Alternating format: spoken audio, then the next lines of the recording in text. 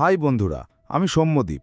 আজ আপনাদের জন্য যে গল্পটি নিয়ে এসেছি, গা ছমছমে গ্রামের গল্প। ভবেশ তান্ত্রিক ও আয়নাবন্দী আত্মার কাহিনী, একটি ভৌতিক তান্ত্রিক থ্রিলার।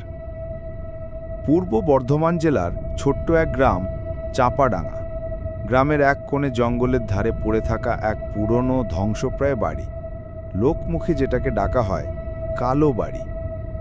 গ্রামের বয়স্করা বলেন, রাত হলে ওদিক থেকে নাকি কুকুর হায়নার মতো ডাক শোনা যায়। কেউ কেউ দেখেছে জানালার ফাঁক দিয়ে ভেতর থেকে আলো জ্বলে, আবার নিভে যায়। সেই বাড়িতে একসময় থাকত জমিদার হরিহর সেন। তার মেয়ে কুন্তলা হঠাৎ নিখোঁজ হয়ে যায় একদিন। তারপর থেকেই বাড়িটি অভিশপ্ত হয়ে পড়ে। ভবেশ চক্রবর্তী তন্ত্র সাধনা অঘোর পথের একজন পরিণত সাধক। তিনি বিভিন্ন জায়গায় ঘুরে ঘুরে অশরীরী শক্তি নিয়ন্ত্রণ ও মোচন করেন। একদিন ভবেশকে ডাকে গ্রামের একজন কৃষক তার ভাই হঠাৎই উধাও হয়েছে কালো বাড়িতে ঢোকার পর। ভবেশ শুনেই বুঝে যান, এটা কোনো সাধারণ ঘটনা নয়, গ্রাম্য ভূত নয়, এটা কোনো বন্ধ আত্মা বা অভিশপ্ত শক্তির কাজ। ভবেশ বাড়িটিতে ঢুকে খুঁজতে খুঁজতে এক ঘরে পৌঁছন, যেখানে মাঝখানে রাখা একটা কালো আয়না। তাকাতেই নিজের প্রতিবিম্ব দেখতে পান না, বরং একটা মেয়ের মুখ, ফ্যাকাশে ভয়ঙ্কর, চোখে আগুন। হঠাৎ সে বলে ওঠে, আমি কুন্তলা, আমাকে বন্দী করেছে তান্ত্রিক অগ্নিলোক, মুক্ত করো। ভবেশ মন্ত্র জপ করে আত্মার সঙ্গে যোগাযোগ স্থাপন করেন। কুন্তলা বলেন, জমিদার হরিহর সেন একবার এক কুখ্যাত তান্ত্রিক অগ্নিলোকের সঙ্গে চুক্তি করেছিলেন, তার মেয়ের জন্য অমরত্ব চেয়েছিলেন। কিন্তু সেই তান্ত্রিক কুন্তলাকেই বলি দিয়ে নিজের শক্তি বাড়াতে চেয়েছিল। ভবেশ বলেন, অগ্নিলোক আজও সেই আয়নার মধ্যে আত্মার শক্তি ব্যবহার করে নিজের অস্তিত্ব ধরে রেখেছে। ভবেশ ঠিক করেন পূর্ণিমার রাতে মহাতান্ত্রিক যজ্ঞ করবেন, যাতে কুন্তলাকে মুক্ত করা যায় এবং অগ্নিলোককে ধ্বংস করা যায়। গ্রামের মন্দির থেকে পবিত্র জল, শ্মশান থেকে শ্মশান ভস্য আর তার নিজের সংগ্রহে থাকা রুদ্রাক্ষ ও অগ্নিমন্ত্রিত ত্রিশূল নিয়ে তিনি প্রস্তুত হন।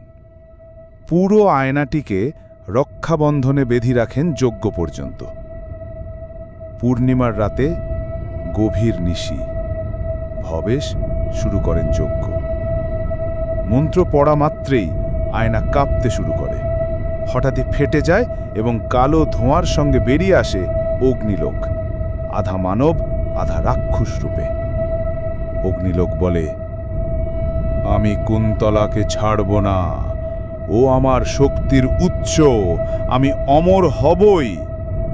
ভবেশ বলেন, অমরত্ব পাপ দিয়ে কেনা যায় না। তারা শুরু করে এক তান্ত্রিক যুদ্ধ। মন্ত্র, রুদ্রাক্ষ, আগ্নেয় অস্ত্র, বিষ্ণু মন্ত্র আর অভয় শক্তির প্রবল সংঘর্ষে আকাশ থরথর করে কাঁপে।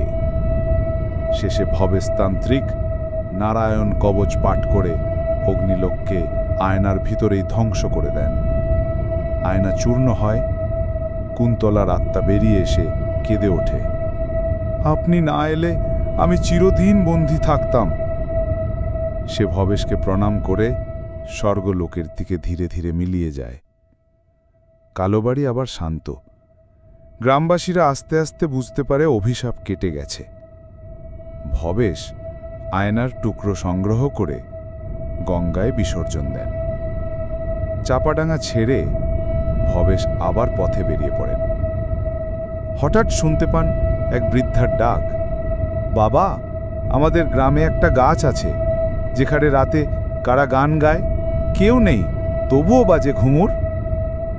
ভবেশ তান্ত্রিক হেসে বলেন, আবার কাজে নামার সময় হয়েছে।